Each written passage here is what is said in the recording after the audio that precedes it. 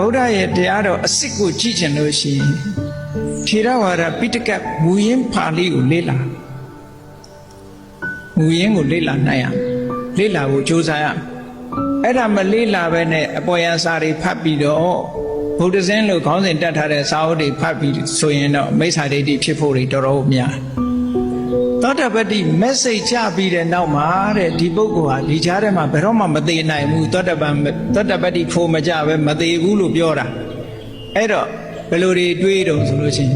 ရင်message ချထားတာဟိုးလွန်ခဲ့တဲ့၄နှစ်က message ချတာဖို့စိတ်မကြသေးဘူးနောက်5-10နှစ်လောက်နေမှာဖို့စိတ်ကြတယ်လို့ဒီလိုပြောတဲ့ပုဂ္ဂိုလ်ဟာရှိသေးတယ်အဲ့ဒါကိုကြည့်ပြီး message နဲ့ဖို့စိတ်ဆိုတာကပ်ပြီးတော့နေတာချက်ချင်းအကာလီကောဆိုတာအဲ့ဒါပြောတာ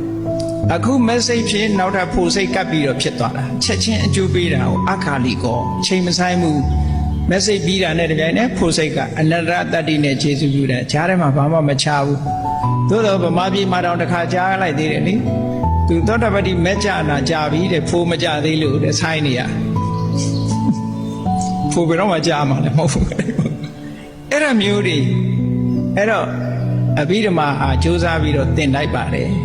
အဘိဓမ္မာမတတ်ဘူးဆိုလို့ရှိရင်မှားမှားယွင်းယွင်းတွေမြောင်များစွာဖြစ်ပေါ်လာမယ်ထို့သုတ်တံပါဠိတော်တွေတာမန်ကအပေါ်ယံကြည့်ပြီးတော့ဆိုလို့ရှိရင်ဒီမှားယွင်းတဲ့အယူဆတွေမှားယွင်းတဲ့ဘာသာပြန်ဆိုမှုတွေဒါမျိုးတွေဟာသာသနာနောက်ပိုင်းမှာအန္တရာယ်ကြီးစွာဖြစ်ပေါ်လာနိုင်တဲ့အနေအထားတွေရှိပါတယ်ဒါကြောင့်မို့လို့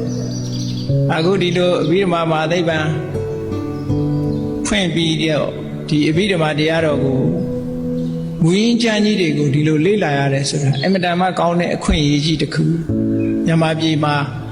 တခြားနိုင်ငံတွေမှာတောင်မရနိုင်တဲ့အခွင့်အရေးမျိုးမြန်မာပြည်မှာအခုဒီအခွင့်အရေးကြီးတစ်ခုပေါ်လာတယ်ဆိုတာအလွန်ကို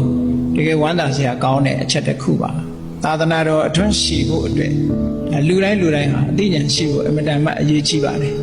မြတ်စွာဘုရားဟောထားတဲ့တရားတော်တွေနဲ့ပတ်သက်ပြီးမိမိတို့လက်လန်းမမှီသေးလို့ရှိရင်သိတဲ့ပုဂ္ဂိုလ်မေးဖို့လိုတယ်လေ့လာဖို့ဆွေးနွေးဖို့လိုသေးတယ်အဲ့ဒါလို့မဟုတ်ဘဲနဲ့ကိုထင်ရဆွတ်လိုက်လို့ရှိရင်တော့မိစ္ဆာဒိဋ္ဌိဖြစ်ဖို့ရအမတန်မှနေတယ်တဲ့ဒါကြောင့်မို့လို့ဘဝတစ်ခုဆိုတာမြတ်စွာဘုရားကခုပရိစ္ဆသမုပ္ပါဒ်နဲ့အချင်းချုပ်ပြီးပြောမယ်ဆိုရင်ကံနဲ့ကိလေသာဒီနှစ်ခုကပေါင်းပြီးတော့ဘဝတစ်ခုကိုဖန်တီးတာလို့ဒီလိုမှ